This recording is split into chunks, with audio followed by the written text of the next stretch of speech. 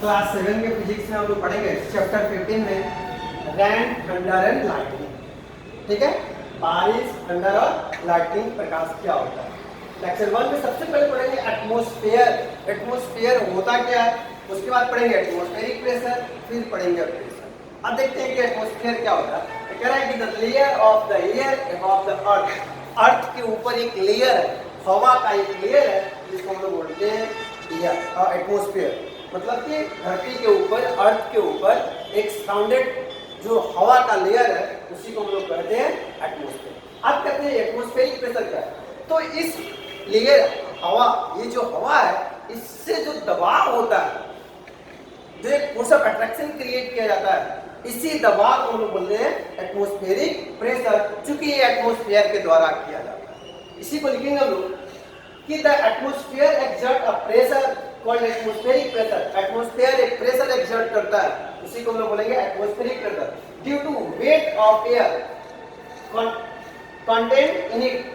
चूंकि हवा में भी वेट होता है, मास होता है, समथिंग वेट क्रिएट करता है, जिसके कारण एक प्रेशर क्रिएट होता है, इसी को हम लोग बोलेंगे एटमॉस्फेरिक प्रेशर।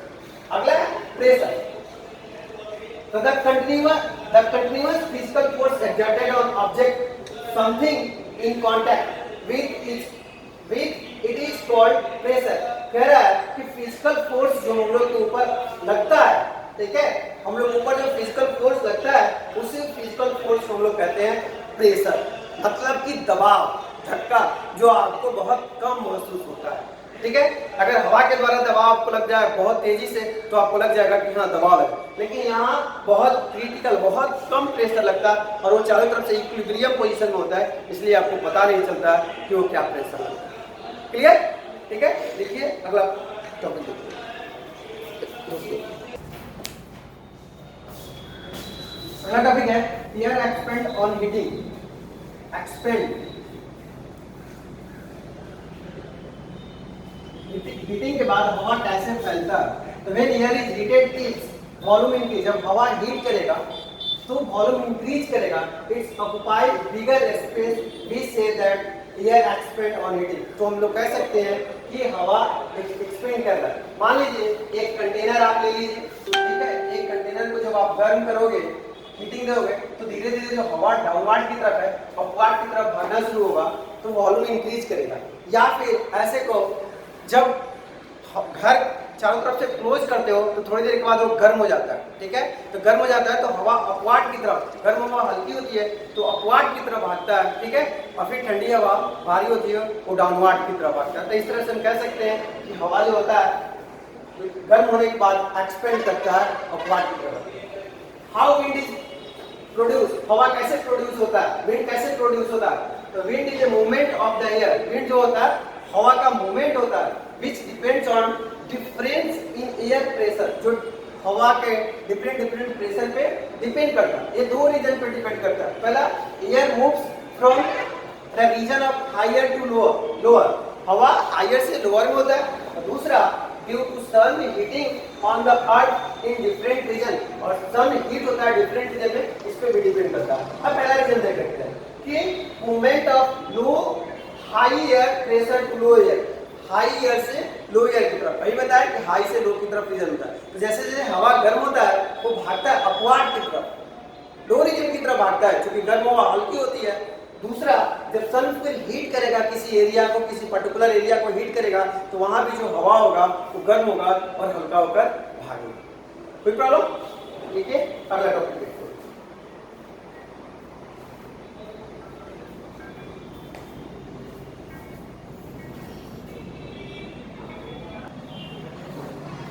कह रहा है विंड, एक current of air moving nearly horizontal is called wind. Horizontal का अर्थ हुआ अर्थ के parallel.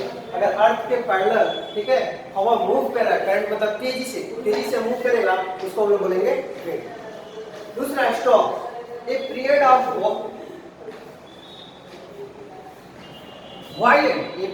Violent weather with softly wind often occupied by rain और snow is called storm। कह रहा है कि एक ऐसा टाइम आता है जिसमें हवा तेजी से मूव करता है और बारिश के साथ साथ बर्फ भी पड़ता है, इसको हम लोग बोलेंगे स्टॉर्म।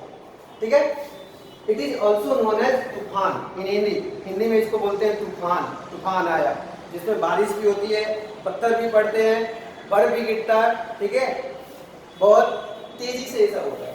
अब monsoon, the wind blowing from the ocean towards the land, जो हवा का बहाव होता है, ठीक है, वो ओशियन से लैंड की तरफ होता है समर के दिन में, उसको हम लोग बोलेंगे मॉनसून।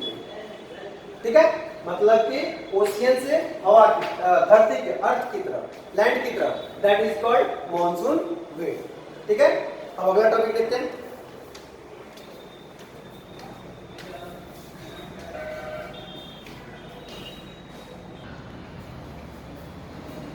एनीमोमीटर। तो the wind speed is measured by an instrument.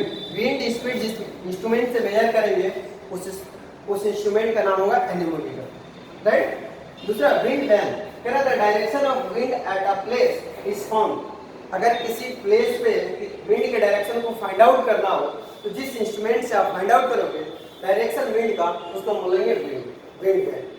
ठीक है, मतलब कि विंड के डायरेक्शन को फाइंड करने के लिए जिस इंस्ट्रूमेंट की जरूरत पड़ेगी, सहायता लेना होगा, उस इंस्ट्रूमेंट का नाम होगा विंड वैन।